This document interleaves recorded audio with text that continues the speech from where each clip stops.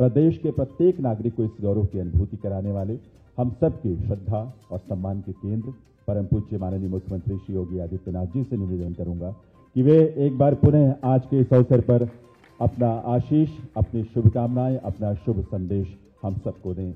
माननीय मुख्यमंत्री महोदय।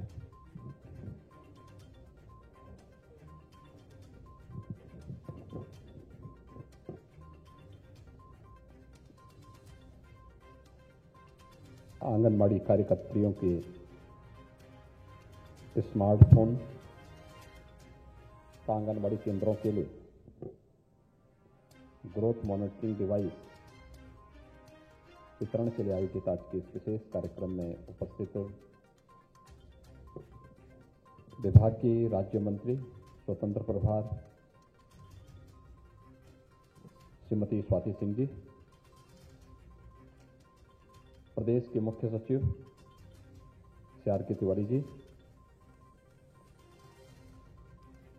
अपर मुख्य सचिव वित्त एवं महिला एवं बाल विकास विभाग श्रीमती राधा चौहान जी, प्रमुख सचिव महिला कल्याण एवं बाल विकास विभाग के सभी अधिकारीगण, आज के इस कार्यक्रम में यहां पर उपस्थित आंगनबाड़ी से जुड़ी हुई सभी बहनें और प्रदेश के 29 जनपदों में आयोजित होने वाले आज के इस कार्यक्रम में उपस्थित सभी विभाग के अधिकारीगण, आंगनबाड़ी केंद्रों से जुड़े हुए सभी आंगनबाड़ी की बहनें, मुझे बहुत प्रसन्नता है कि आदरणीय प्रधानमंत्री जी का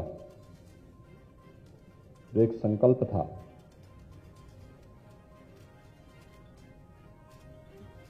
कि एक पारदर्शी और ईमानदार सरकार के लक्ष्य को प्राप्त करने के लिए हम तकनीक के माध्यम से शासन की योजनाओं को प्रत्येक नागरिक तक पहुंचाने का कार्य करेंगे। और मैं पिछले 4-4.5 वर्ष से विभाग से लगातार इस बारे में कहता था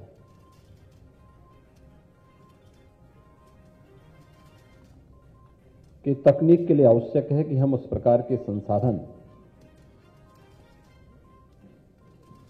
उन लोगों तक पहुंचाने का कार्य करें जो शासन की योजनाओं को अंतिम पायदान पर बैठे हुए व्यक्ति तक पहुंचाने का कार्य करते हैं। और मुझे प्रसन्नता है कि उत्तर प्रदेश ने विगत 4.5 वर्ष के अंदर एक लंबी दूरी तय की है। आज उत्तर प्रदेश के बारे में लोगों की धारणाएं बदली हैं, देश की भी और दुनिया की भी। हर एक विभाग ने कुछ न कुछ नया किया है, अच्छा किया है और अन्यों के लिए भी उससे सीखने के लिए कुछ नया भी दिया है। आज का एक कार्यक्रम बहुत महत्वपूर्ण कार्यक्रम है। सामान्य रूप से यह कहने के लिए स्मार्टफोन वितरण या ग्रोथ मॉनिटरिंग डिवाइस के वितरण का कार्यक्रम हो सकता है, लेकिन इसकी गूंज सुशासन के लक्ष्य को प्राप्त करने में नींव के पत्थर के रूप में है। याद करिए आज से 4 साल पहले तक की क्या स्थिति थी। आंगनबाड़ी की इन बहनों को देख करके हम लोग भय खाते थे कि पता नहीं कहां धरना प्रदर्शन में लोग बैठ करके माहौल खराब कर दें। लेकिन आज इनका वो भय दूर हुआ। ये भी भय खाती थी और हम भी भय खाते थे। आज वो भय दूर हुआ और इनके प्रति भी जो इनको लोग पहले गलत निगाहों से देखते थे, आज इनके प्रति सम्मान और आदर का भाव बढ़ा है। और मैंने स्वयं बहुत नजदीक से इनके कार्य पद्धति को देखा है।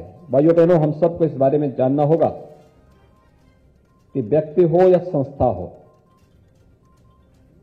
अपने बारे में कितना भी बड़ा विज्ञापन जारी करें, कितना प्रचार प्रसार करें, सब कुछ कह दें, लेकिन विपत्ति और आपत्ति के समय ही आप उसकी सही पहचान कर सकते हैं। जो व्यक्ति संकट आने पर भाग खड़ा हो, सहयोग के लिए न खड़ा हो, और कितना भी बड़ा संपन्न क्यों न हो, कितना भी बुद्धिमान क्यों न हो, अगर उसकी बुद्धिमत्ता या उसका ऐश्वर्य लोक कल्याण के लिए, समाज कल्याण के लिए उपयोग में नहीं आ रहा है, तो उसका कोई महत्व नहीं। और इस सदी के सबसे बड़े संकट के दौरान एक समय जब मैं देख रहा था कि मीडिया यूपी को ज्यादा फोकस करते हुए एकदम ट्रायल चल चुका था कि आखिर कोरोना तो सब जगह था,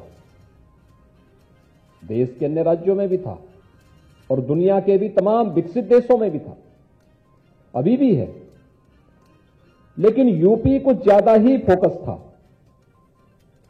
और होता भी है, जब जहां लोगों को उम्मीदें होती हैं वहां पर लोग कुछ अच्छा भी करना चाहते हैं। और उस समय कोरोना के प्रथम लहर के बाद जब द्वितीय लहर आ ही गई और हर एक ओर से हम पर हमले होने प्रारंभ हुए, हमें कटघरे में खड़ा करने की कवायद शुरू हुई, तब हमारी सरकार ने तय किया कि हम लोग हर गांव में और हर शहरी मोहल्ले के लिए एक निगरानी समिति बनाएंगे। और अप्रैल में हम लोगों ने निगरानी समिति गठित की थी 2021 में, जो घर घर जाकर के एक एक व्यक्ति की पहचान करेंगे और हर संदिग्ध व्यक्ति को मेडिसिन किट उपलब्ध कराने, उसकी सूची बनाने और फिर अगले 24 घंटे के अंदर आरआरटी के द्वारा उनकी जांच कराने की कार्रवाई को संपन्न करेंगे। देखिए, दोनों एक दूसरे के साथ जुड़ी हुई थी। आंगनबाड़ी जाती थी, आंगनबाड़ी आशा वर्कर, एएनएम, गांव के प्रधान या शहरी क्षेत्र है तो वहां का पार्षद, अन्य राजस्व से जुड़े हुए कर्मी थे, ग्राम्य विकास और पंचायती राज से जुड़े हुए कर्मी थे या नगरीय विकास से जुड़े हुए कर्मी थे। ये 10-12 लोगों की टीम उस महामारी के दौरान भी घर घर जाती थी। कोई भी व्यक्ति, सर्दी है, जुकाम है, बुखार है या किसी भी प्रकार की खांसी भी है, वहां पर जाकर के उन्हें मेडिसिन किट उपलब्ध कराती थी, उनकी सूची तैयार करती थी और सायंकाल तक उस सूची को जिला मुख्यालय पे पहुंचाने का काम भी करती थी। और जिला मुख्यालय से फिर उस सूची को हमारे पास पहुंचाया जाता था। फिर हम लोग उस सूची की 2-3 सूची बनाते थे, एक तो जिला मुख्यालय के माध्यम से, एक विभाग के स्वास्थ्य विभाग या चिकित्सा शिक्षा विभाग के माध्यम से, और एक स्वयं मुख्यमंत्री हेल्पलाइन के माध्यम से। फिर उन लोगों से पूछते थे कि आपको मेडिसिन किट मिली? वो कहता था हां। क्या आपकी जांच करने के लिए कोई टीम आई? वो कहता था हां आ गई। या नहीं पहुंचता तो कहता था कि नहीं पहुंची नहीं, लेकिन वो टीम ने हमें सूचना दी है कि हम इतने बजे तक पहुंच रहे हैं। और देखते ही देखते जो कोरोना उत्तर प्रदेश के अंदर अनियंत्रित कहा जा रहा था, वह पूरी तरह नियंत्रित हुआ है। आज मुझे लगता है कि उत्तर प्रदेश ने देश के अंदर एक मॉडल देने का काम किया है कि कैसे किसी महामारी में हम सामूहिक प्रयास से कैसे उस पर नियंत्रण कर सकते हैं। कोरोना उसका एक मॉडल यूपी के अंदर है और यह पहली बार नहीं हुआ। हमारे पास तो अनुभव था इससे पहले का भी। मैं जानता था, आंगनबाड़ी, आशा वर्कर, एएनएम, इन सब की ताकत को मैं जानता था। लेकिन हो सकता है कि इन लोगों ने अपनी ताकत को न समझा हो। मुझे याद है 1977 से लेकर के 2017 तक पूर्वी उत्तर प्रदेश के 7 जनपद, और अगर उत्तर प्रदेश के देखें तो 38 जनपद ऐसे थे जहां पर इंसेफ्लाइटिस से मौतें होती थी। अकेले पूर्वी उत्तर प्रदेश के गोरखपुर और बस्ती कमिश्नरी के 7 जनपदों में तो हर वर्ष 1,500 से 2,000 बच्चों की असमय मौत होती थी। और सरकारों तक आप सोचेंगे 1977 से लेकर के 1997 तक गोरखपुर से वो सूचना लखनऊ तक नहीं पहुंच पाई थी। 20 वर्षों तक सरकार संवेदनहीन बनी रही, कोई सुनने को तैयार नहीं था। 1998 में जब मैं सांसद बना तो मैं पहली बार वहां पे जाता हूं। मैंने पूछा ये क्या है, एक एक बेड में 4-4 बच्चे लेटे हुए थे। तो मुझे बताया गया कि नौ की बीमारी है। मैंने कहा नौ की बीमारी क्या होती है? कहा कि यहां के लोग इसको इसी रूप से संबोधित करते हैं। तो मैंने वहां के मेडिकल कॉलेज के जो चिकित्सक थे उनसे मैंने पूछा, मैंने कहा कि नौ की बीमारी क्या है? उन्होंने कहा साहब नौ की बीमारी नहीं है तो इंसेफ्लाइटिस, और ये 20 साल पहले आई। तो मैंने कहा 20 साल से इसका कोई उपचार नहीं आ पाया? कहा नहीं। कैसे करते हैं? केवल लक्षण के आधार पर। दवा कौन लेता है? कि दवा मरीज को स्वयं खरीदनी पड़ती है। यानी समाज के अंतिम पायदान पर बैठे हुए व्यक्ति जिसके पास आने जाने का किराया नहीं, 2 जून की रोटी खाने के लिए पैसा नहीं, दवाई के लिए कहां से पैसा लाता है? उस समय की उस दुर्व्यवस्था को भी हम लोगों ने देखा है। और आज मुझे प्रसन्नता है, यहां पे यूनिसेफ की कंट्री हेड भी बैठी हुई हैं और हमारे साथ पिछले 4 वर्ष के अंदर लगातार जिन संस्थाओं ने यहां पर अंतर विभागीय समन्वय के माध्यम से एक सफलतापूर्वक इंसेफ्लाइटिस के उन्मूलन की कथा को आगे बढ़ाया है, वह एक मॉडल भी उत्तर प्रदेश कोरोना के आने के पहले उसकी एक सफल कथा को लिख चुका था। और वह अनुभव हमारे पास था तब जब कोरोना अनियंत्रित हो रहा था।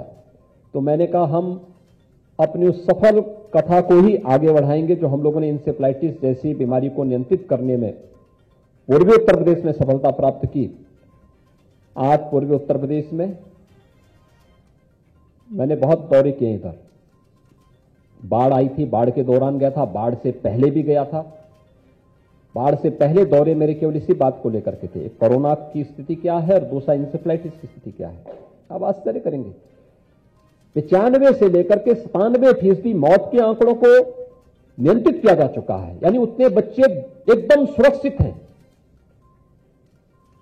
ये दुनिया के लिए अपने आप में एक मॉडल है।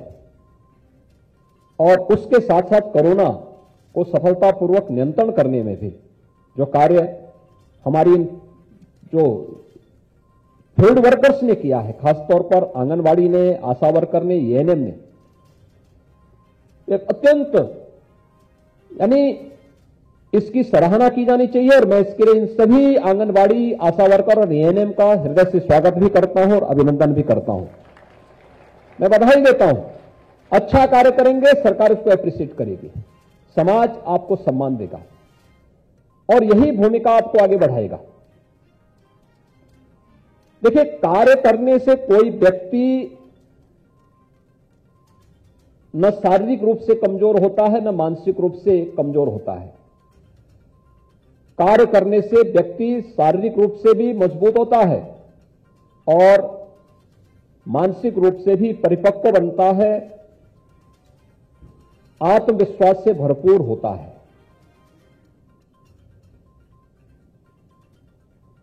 मुझे आप सब पर विश्वास था कि मैं प्रदेश के अंदर हेल्थ वर्कर्स के साथ जुड़कर मिलकर के कोरोना वॉरियर्स के साथ मिलकर के फील्ड में जितनी भी हमारे इस प्रकार के इस फील्ड में कार्य करने वाले अलग अलग टीमें हैं, इन सब के साथ मिलकर के हम लोग कोरोना को नियंत्रित करने में हम लोग सफल होंगे। उत्तर प्रदेश के अंदर कोरोना को अनियंत्रित नहीं होने देंगे। हां, हमारे सामने जब हमने मार्च और अप्रैल 2021 में आंगनबाड़ी और आशा वर्कर को कहा कि आप लोग डोर टू डोर सर्वे करें, मेडिसिन किट उपलब्ध करवाएं, उस समय वह कार्य तो शुरू हुआ। फिर मैंने कहा सूची भी हमें मिल जाए किस किस को दवा मिली है।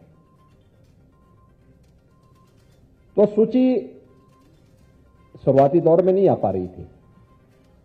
तब मैंने विभाग से फिर कहा, मैंने कहा क्या हमारे पास सूची नहीं आ पा रही है तो क्या ये नहीं हो सकता, स्मार्टफोन अगर होता तो कितना अच्छा होता।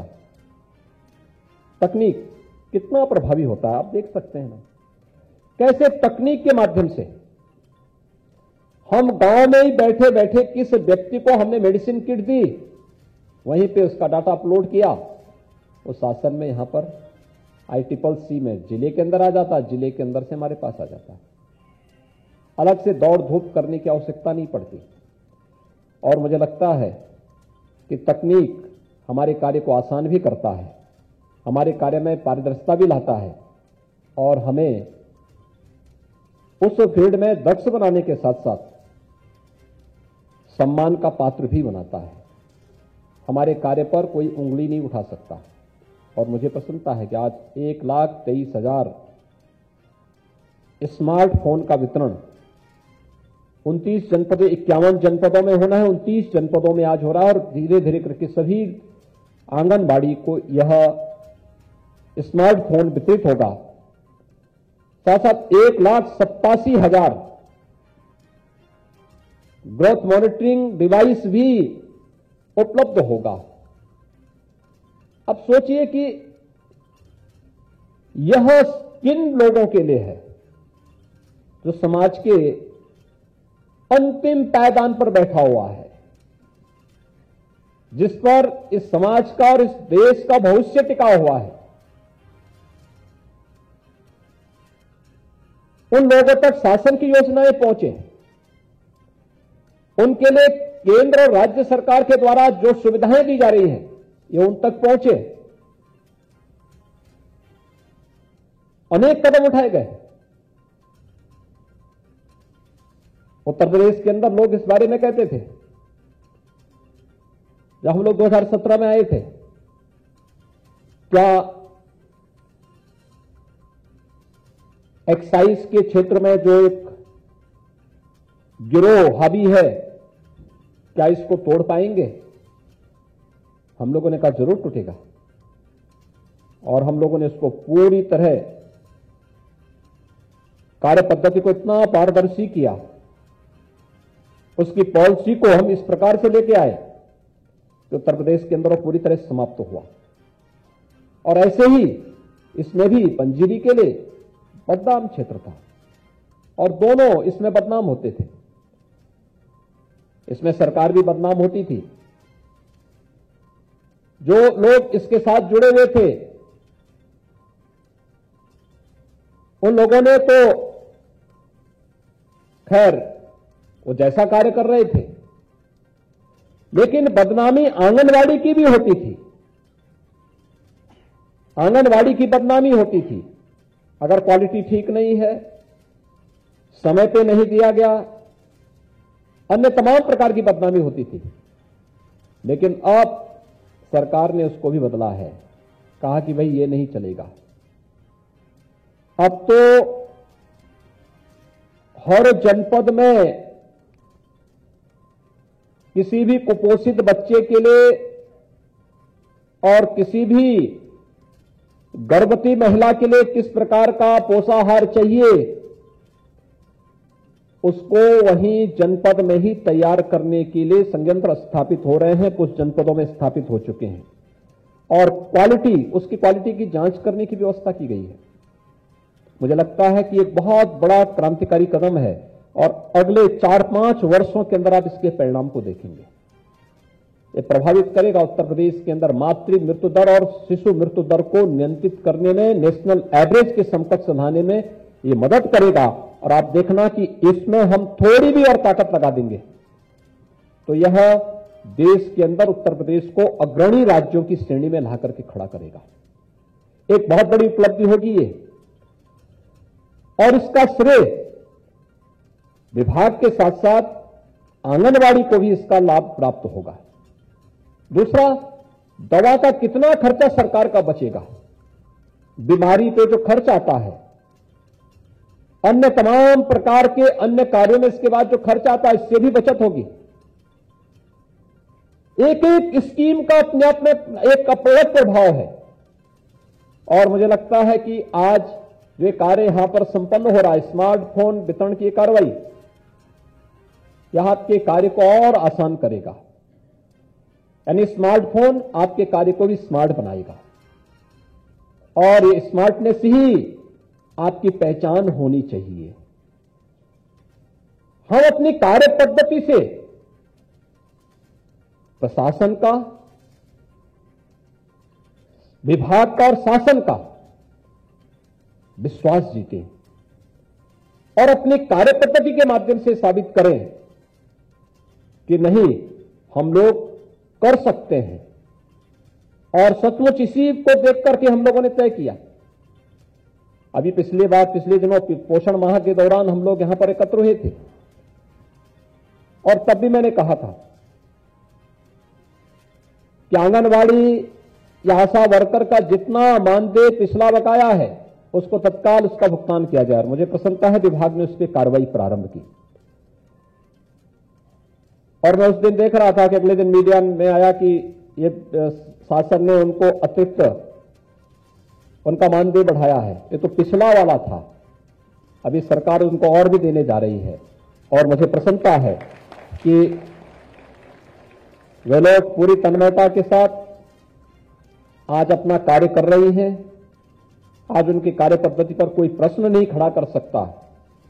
और जब किसी भी विभाग की कार्य पद्धति पर प्रश्न न खड़ा हो, लीकेजेज के लिए, भ्रष्टाचार के जितने भी रास्ते होते हैं, सबको जब बंद कर दिया जाता है तो विकास अपने आप ही आगे बढ़ता हुआ दिखाई देता है।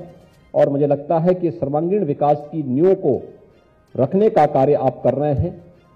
आप सबकी मदद से अभी हम लोग हर एक आंगनबाड़ी के स्वयं के भवन बनाने जा रहे हैं। हर एक आंगनबाड़ी केंद्र को बाद में प्री प्राइमरी के रूप में कैसे आगे बढ़ाया जा सकता है, इस पर भी सरकार कार्य कर रही है, गंभीरतापूर्वक कार्य कर रही है। और आप देखना काफी परिवर्तन इसमें होगा। लेकिन आज जो कार्य यहां पर संपन्न हो रहे हैं उत्तर प्रदेश की दृष्टि से बहुत महत्वपूर्ण होंगे। आने वाले समय में इसके बहुत अच्छे परिणाम सामने आने वाले हैं। मैं इस अवसर पर विभाग को हृदय से धन्यवाद देता हूं। जिन आंगनवाड़ी बहनों को आज यह स्मार्टफोन और ग्रोथ मॉनिटरिंग डिवाइस उपलब्ध कराई जा रही है, आपकी बेहतर ट्रेनिंग हुई है, आप इसको अच्छे ढंग से आगे बढ़ाएंगे। क्योंकि मानदेय को बढ़ाने के साथ साथ आपके द्वारा किए जाने वाले कार्य को अगर आप उसमें अपलोड करेंगे तो मानदेय में उतनी ही वृद्धि भी उसमें होती भी दिखाई देगी। आप सब इसका लाभ लेंगे, इस विश्वास के साथ आप सबके प्रति मैं अपनी शुभकामनाएं देता हूं। धन्यवाद। जय हिंद।